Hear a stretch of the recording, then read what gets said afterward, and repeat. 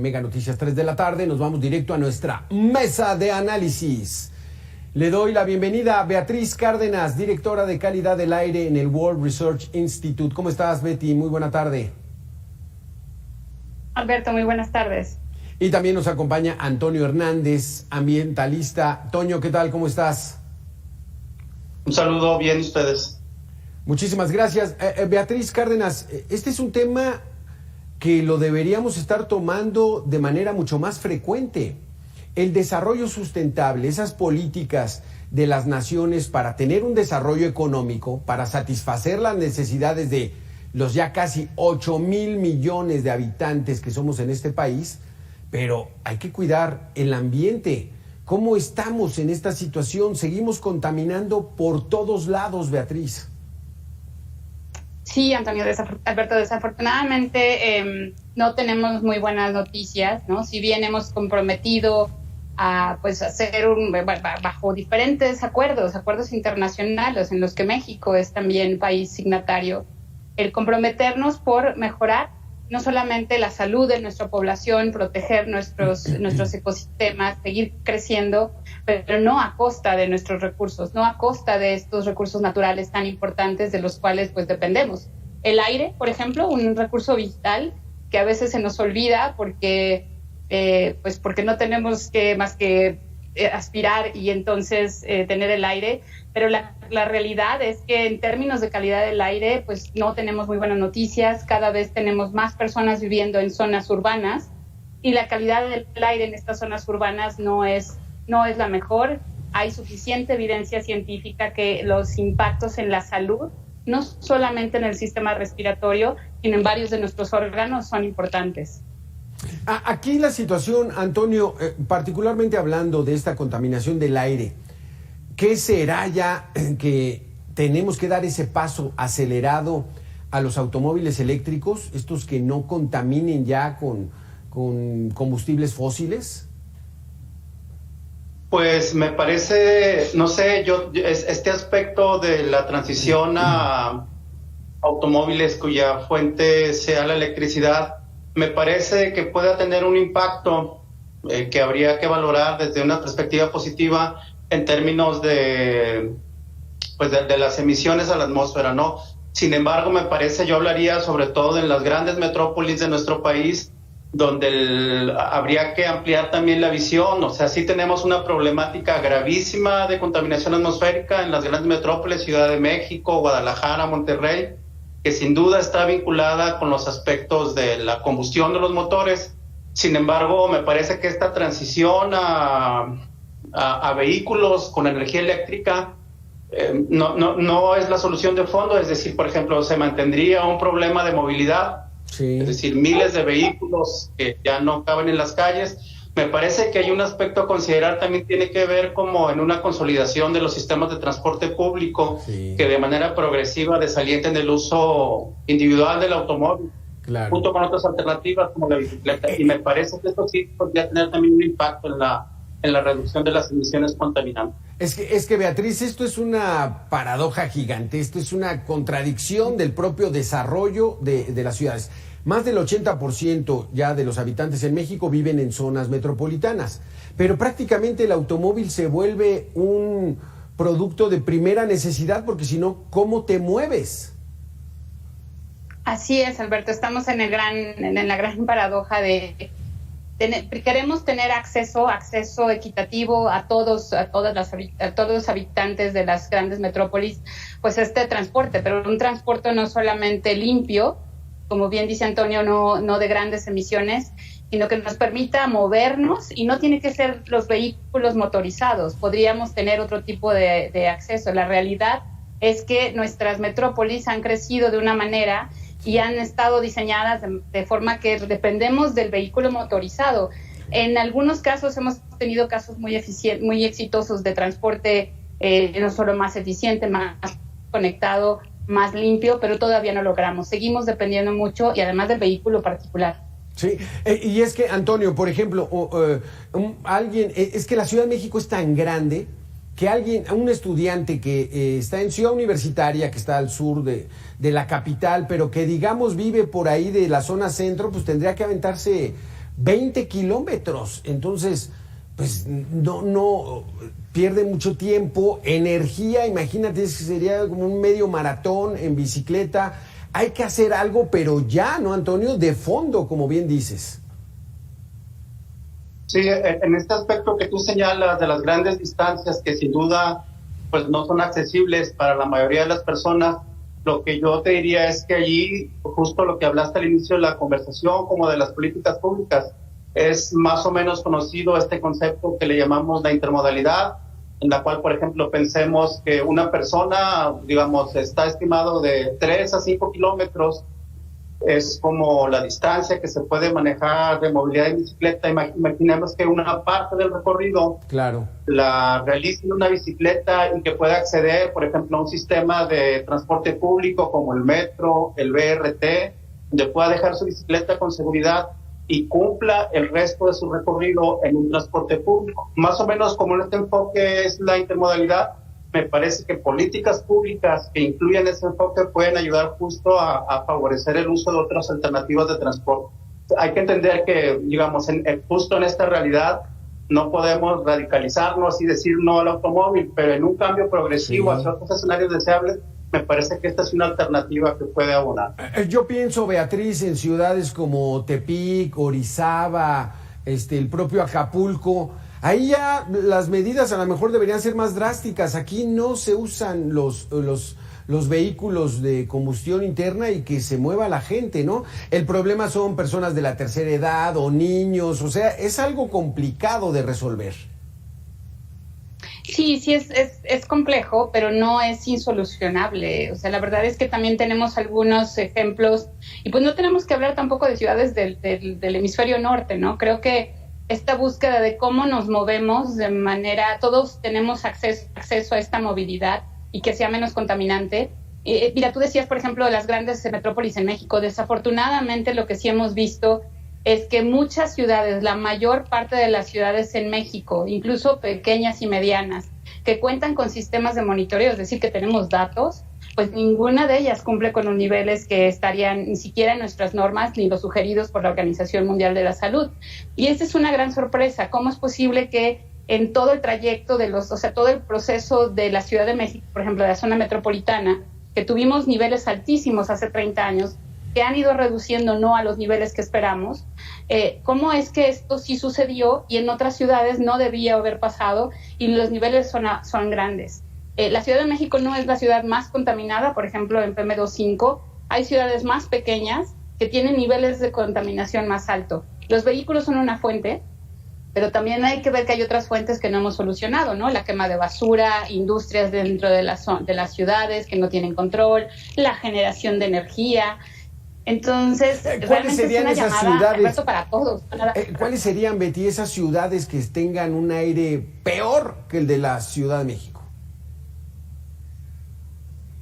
Con respecto a PM2.5, la Ciudad de México está entre el séptimo, octavo lugar. Antes está, desafortunadamente, ciudades como Toluca, Monterrey, en algunos casos Salamanca, mismo ciudades pequeñas, a lo mejor en algunas otras zonas de México. Yo te mencionaría esas que son las que tienen sistemas de monitoreo más continuos.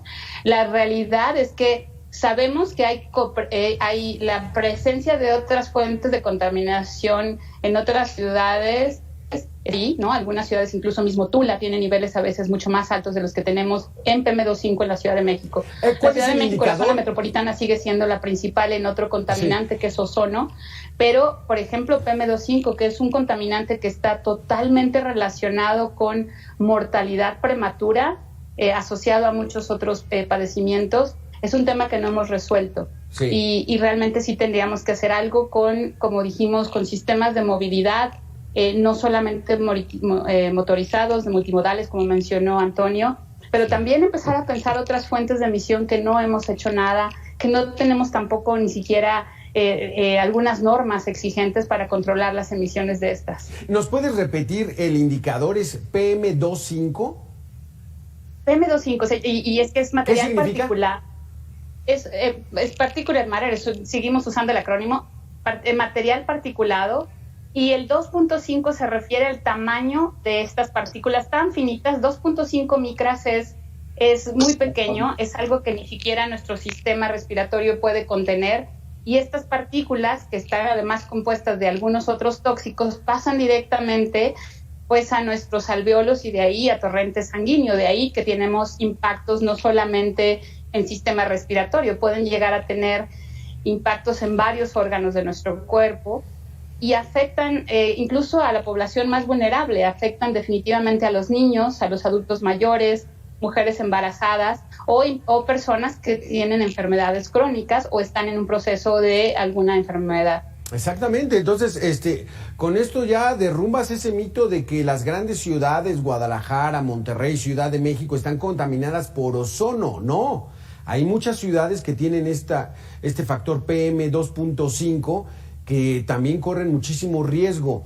Antonio, entonces aquí también es que tendría que ser integral ya la solución, que ya nos dijo Beatriz, no estamos desahuciados. Sí hay soluciones, Antonio, pero hay que actuar ya, ¿no? ¿Y qué están esperando nuestras autoridades?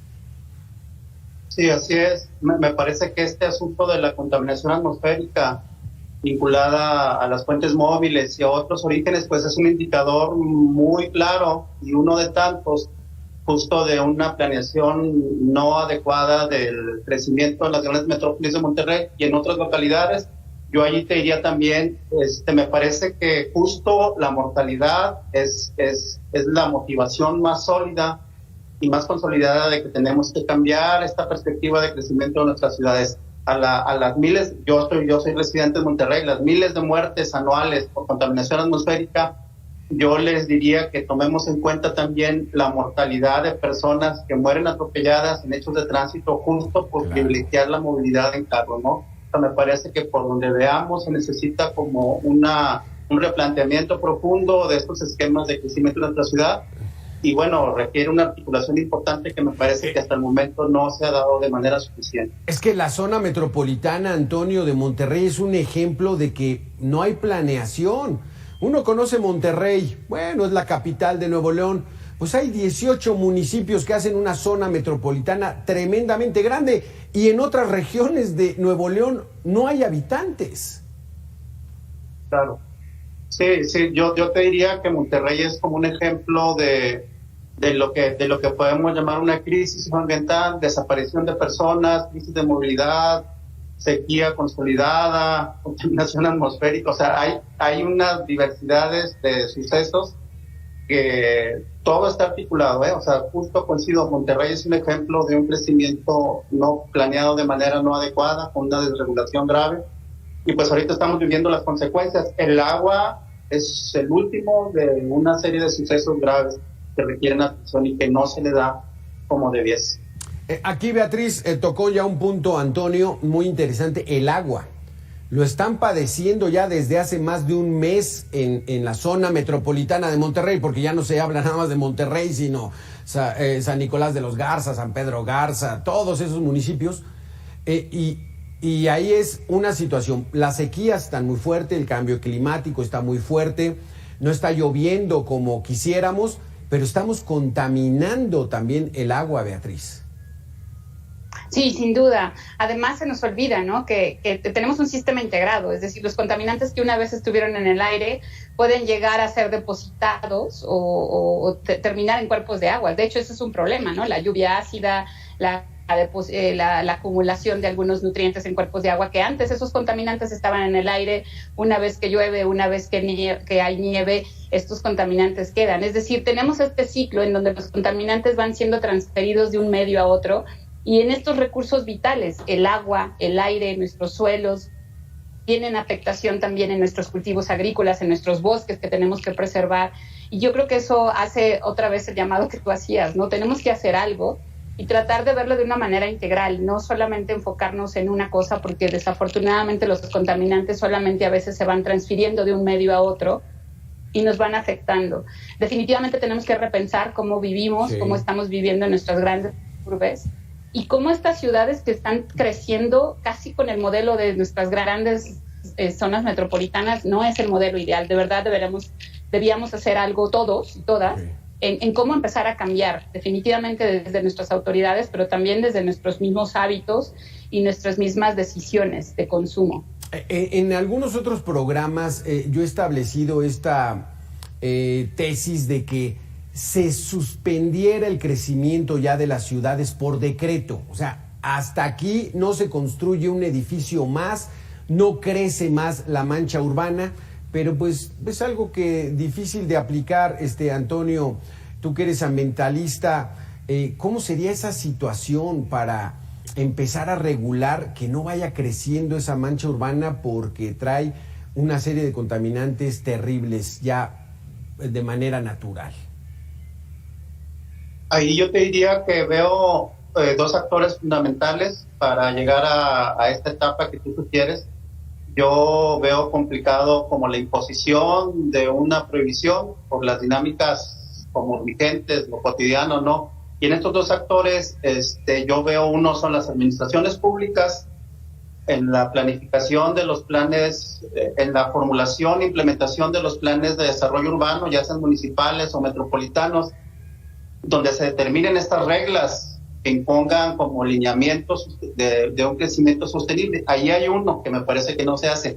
Y el segundo, que me parece más complejo, y les hablo desde mi experiencia local, tendría que ver con el sector inmobiliario. En las metrópolis, mucho de esta, digamos, expansión desparramada del crecimiento va de la mano del negocio inmobiliario. Claro. Es decir, ustedes, que hablabas de la periferia, hay miles de casas abandonadas, ¿sí? donde la gente ya se dio cuenta de que no es viable vivir por los tiempos y por las condiciones de cada sector. Entonces, pero estos asentamientos se fueron establecidos con base en un negocio de tierras baratas que permitieron, que favorecieron la creación de asentamientos alejadísimos de las zonas centrales, ¿no? Entonces, yo veo ahí dos elementos fundamentales: la planeación y la regulación adecuada del sector de las empresas inmobiliarias. Tocaste otro tema, Toño, que quiero platicar con Beatriz. Finalmente, ahorita nos están viendo miles de personas en todo el país y pudiéramos generar en algunas cuantas cierta conciencia ya. La defensa del planeta, ser más con una cultura más ecologista, pero no está en las manos de la sociedad solamente. Las autoridades son las que tienen que imponer, para eso se les pusieron ahí, para que tomen las decisiones correctas. ¿Cómo vamos en eso? ¿Lo están haciendo? ¿Están legislando? ¿Están aplicando la ley para que haya un desarrollo sustentable en el país? Pues yo creo que si no, tenemos todavía muchos pendientes, como iniciamos, Alberto. La verdad es que sí creo que es una tarea de aquellas autoridades que elegimos, deben hacer el trabajo. Y el primero es pues, proteger la salud de la población, la salud de nuestros ecosistemas, un crecimiento más ordenado, más sostenible. Pero yo sí creo que como sociedad organizada y como individuos, creo que tenemos mucho que hacer. Primero es exigir, ¿no? Y a lo mejor hasta identificar quiénes están ofreciendo este crecimiento ordenado, este crecimiento sustentable, y quiénes están realmente impulsándolo. Porque coincido totalmente con Antonio, el tema de la especulación inmobiliaria es tremenda, el tema de este consumo desmedido, de esta venta de vehículos, o sea, todo estamos tratando de que nuestra economía esté bastante, pues todo, como bien dijiste, tiene un costo de contaminar. Podríamos también ser más exigentes y empezar a regular muchas de las emisiones que tenemos. Te puedo decir que en temas de calidad del aire hay muy pocas fuentes que se regulan en nuestro país, y no solamente a nivel federal, también pueden ser reguladas a nivel estatal e incluso municipal. Y pues eso obviamente requiere pues una voluntad política de hacerlo en pro de la protección de la salud. Entonces tenemos todavía un camino muy largo. Muy largo. Y es que en la década de los 90 vimos nacer el Partido Verde Ecologista, porque se puso de moda en el mundo, un partido verde, un partido que esté preocupado. Pero pues ya vimos que nuestro Partido Verde pues no tiene nada de ecologista, Toño.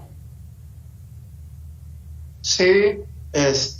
Pues digo, llevas la conversación como al sistema partidario, que sin duda tiene intereses. O sea, me parece que vamos hablando desde el sistema político que está vigente en México, pues los intereses partidarios sin duda también influyen en esto, es decir, las reformas que se pudiesen requerir, pues tendrían que pasar por los intereses de este sistema político, y yo lo extendería a toda la clase política, ¿no? O sea, los partidos sin duda son algo que se debe considerar, pero las administraciones de los 3 niveles también tienen responsabilidad, es decir, no tendríamos, digamos, el cambio no tendría que estar supeditado a que lo permitan, lo toleren, lo favorezcan los partidos. Sí. O sea, el sistema regulatorio actual, con todas sus fallas y sus deficiencias y sus necesidades de mejora, si se cumpliese cabalmente, me parece que favorecería un escenario mejor, no solo en calidad del aire, claro, digamos, en temas socioambientales, ¿no? Ahí hay una parte también importante por trabajar. Y coincido con lo que decía mi compañera Beatriz, es un poco también de voluntad política, sí, ¿no? Más allá de muchas cosas. Es que estamos rehenes, Beatriz Cárdenas, de nuestros políticos, y llegan y dicen, no, nosotros vamos a cambiar, vamos a descentralizar la Ciudad de México, la Secretaría de Marina se va a ir a Acapulco, la Secretaría de Educación Pública se va a ir a Puebla, nos la pintan muy bonito y a la mera hora no hay nada, y seguimos todos concentrados, siendo un polo de contaminación natural, y como lo decía yo antes, el ser humano, el principal depredador del planeta, y hay que hacer algo porque entonces sí, que nos agarren confesados. Beatriz Cárdenas, muchísimas gracias. Antonio Hernández, muchísimas gracias por estar con nosotros, muy interesantes todos sus conceptos y comentarios. Muchísimas gracias. Gracias.